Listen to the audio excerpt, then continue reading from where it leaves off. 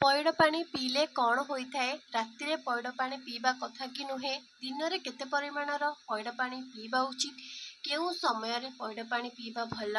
गर्भवती महिला माने पइड पानी पीले कौन होता है? पइड पानी जो माने सबु बेले पिउछंती कोकोनट वाटर, तो हेल्थ बेनिफिट से मानकु कौन सब मिलता है? स्किन पाई और हेयर पाई पइड पानी पीले कौन सब बेनिफिट देता है?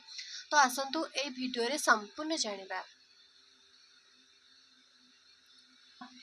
कोकोनट वाटर अथवा पइड पानी हेउची यंग कोकोनटर लिक्विड बा एहा हेउची एक नेचुरल वाटर जहाकू प्रत्येक लोक माने एहाकू पी परिबे। अध्ययन जना जाए जे पइड पानी पीवा द्वारा हार्ट हेल्थ, डायबिटीज, हाइड्रेशन इत्यादि रे फायदाकारी होइथाय। वर्कआउट अथवा व्यायाम एक्सरसाइज समय रे पइड पानी पीले अधिक फायदा होइथाय। एथिरे हाई मिनरल्स एंड एवं एंटीऑक्सीडेंट रही थाए जहाको पीले इंस्टेंट एनर्जी मिली थाए। शरीर को एक प्रकार शक्ति सांगे सांगे मिली जाए। जदि आपण दुर्बल भी अछंती सांगे सांगे जदि पइड पानी पी देबे निहाती आपण मानकु सांगे सांगे इंस्टेंट एनर्जी मिलिबो। नियमित पइड पानी पीवा द्वारा यह शरीर में ब्लड सुगर लेवल को नियंत्रण रे रखी थाए। गरम समय रे बा अत्यधिक गरम समय रे पइड पानी पीवा द्वारा पेट को यह ठंडा रखी थाए, शरीर को हाइड्रेटेड रखी थाए।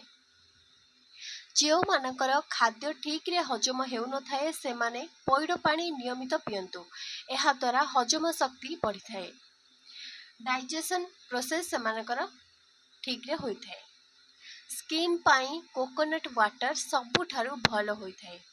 यह स्किन को टाइट करी थाए, ग्लोइंग करी थाए। जो मानकर स्किन लूज होई थाए बा जो मानकर स्किन पूरा ढीला देखा गलानी बा जो माने चेहरा रे झुरी आसी गलानी से माने पइड पानी पीले उभय शरीर एवं त्वचा को यह टाइट आउ ग्लो करी थाए। जो माने प्रतिदिन पइड पानी पिउछंती से माने एहार बेनिफिट विषय भी निजे अनुभव करि पारुथिबे।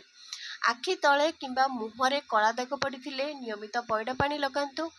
एहा द्वारा समस्त कला दाग चेहरारू शीघ्र दूर हो जाए। चुटीर चमक कमी जाइथिले बा चुटी अधिक ड्राए बा सुखिला रहिथिले किंबा अत्यधिक चुटी छिंडुथिले बा झड़ुथिले आपण पइड पानी पीले ताहा एही समस्या को मध्य दूर करिथाए। केश को सिल्क बने थाए, केश रे एक चमक आसी थाए। जो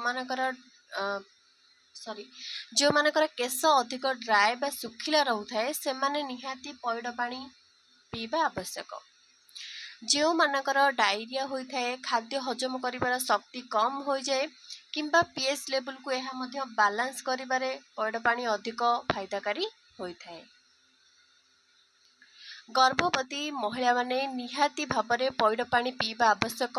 पइड पानी पीले शिशु सुस्थ सबल होइकी सुंदर होइकी जन्म नहीं थाए किंबा गर्भावस्था समय रे नारी पाई पइड पानी मध्य अत्यंत जरूरी होई थाए। एहा तांकु एक एनर्जी प्रदान करि थाए, शिशु को हेल्दी रखि थाए। पइड पानी दिन 11टा मध्य पीवा अधिक भल अटे। आपण खाली पेटरे किंबा खाद्य खाइकी मध्य पइड पानी पी पारिबे, किंतु खाद्य खाइकी पइड पानी पीले बहुत भल। किछि जनकर खाली पेटरे पइड पानी पीवा द्वारा मुंड बुलाई थाए, अनेक प्रकार भी समस्या होई थाए। कारण खाली पेटरे समस्त पइड पानी पी पारंती नाही, सेति पई किछि खाई नै कि तापरे पइड पानी पीले भल अटे। प्रतिदिन 1 ରୁ 2 कप पइड पानी पी पारिबे। एथिरे 94% जल रही थाए एवं एथिरे विटामिन बी, विटामिन सी एवं पोटासियम मध्य पइड पानी रे रही थाए। खरा दिन पाई पइड पानी एक नेचुरल ड्रिंक अटे।